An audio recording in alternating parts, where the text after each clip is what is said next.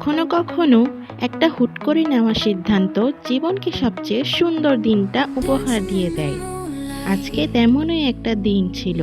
আমরা তিন বান্ধবী হঠাৎ করে ঠিক করলাম, চল কোথাও ঘুরে আসা যাক। না প্ল্যান, না প্রস্তুতি, শুধুই একটা ইচ্ছে আর দিনটা পাগলামি মাখা মন ছিল সাথে। হ্যালো বন্ধুরা, আপনারা তো আমাকে চিনেনই, আর যারা আমাকে চিনেন না তাদের জন্য বলে রাখি, আমি স্নেহা। আজকে আমরা তিন বান্ধবী মিলে একটি জায়গায় ঘুরতে গিয়েছিলাম আর অনেক মজা করেছি। আমি সেই গল্পই আপনাদের সাথে শেয়ার করব। রাস্তাটা যেমন সরল ছিল না, তেমনি ছিলাম না আমরা তিনজন।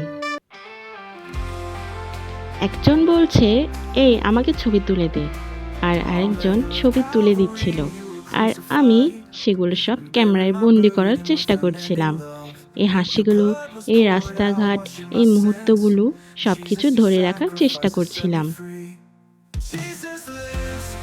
আমরা যে জায়গায় গিয়েছিলাম বলার মতোই সুন্দর। চারপাশে শুধু সবুজ আর ঠান্ডা হাওয়া, একদম শান্ত একটা পরিবেশ।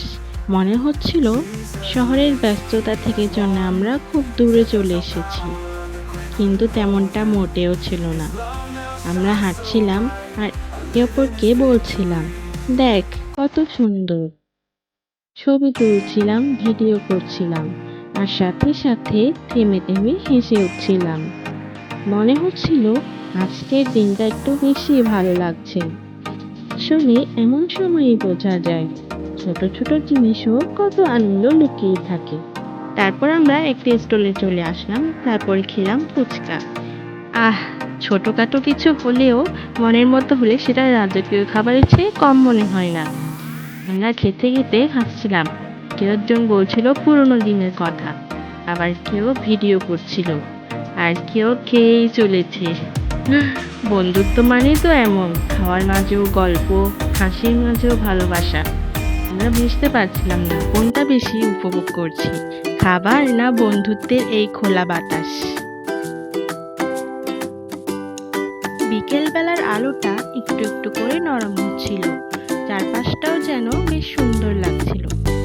বন্ধুদের সাথে এমন মোমেন্ট বারবার আসে না, তাই আমরা যতবারই কোথাও ঘুরতে বের হই চেষ্টা করি সেই মোমেন্টগুলো মোবাইল বন্দি করে রাখার জন্য, যাতে পরে স্মৃতিচারণ করা যায়। যেতে যেতে মনে হচ্ছিল আরেকটু থেকে যাই, কিন্তু আমাদের সময় হয়ে যাচ্ছিল বাসায় ফিরে যাওয়ার, তাই সেখানে আর থাকা হলো না। তাই বললাম, চল আজকে চলেই যাই। নতুন গল্প, নতুন জায়গা, আর অবশ্যই আমরা তিন বান্ধবী মিলে আবার এই জায়গায় আসব। যারা একসাথে হলে যে কোনো জায়গায় হয়ে যায় এক টুকরো স্বর্গ। সময়টা কবে কেটে গেল বুঝতেই পারিনি। আমাদের সবার পায়ে ব্যথা হয়েছে ঠিকই, কিন্তু মন ভরেছে 100%। সবাই বলছিল আরেকদিন আবার আসব, আর ক্যামেরার বাইরে যা যা হলো সেগুলো আজকে নাই বা দেখালাম, অন্যদিন আপনাদের সাথে শেয়ার করব। আপনার কোথাও ঘুরতে যাওয়ার গল্প থাকলে বা বন্ধুদের সাথে কাটানো কোনো মুহূর্ত থাকলে আমার সাথে শেয়ার করবেন। আর হ্যাঁ, ভিডিওটি ভালো লাগলে লাইক কমেন্ট করবেন, সাথে সাবস্ক্রাইব করতে কিন্তু ভুলবেন না।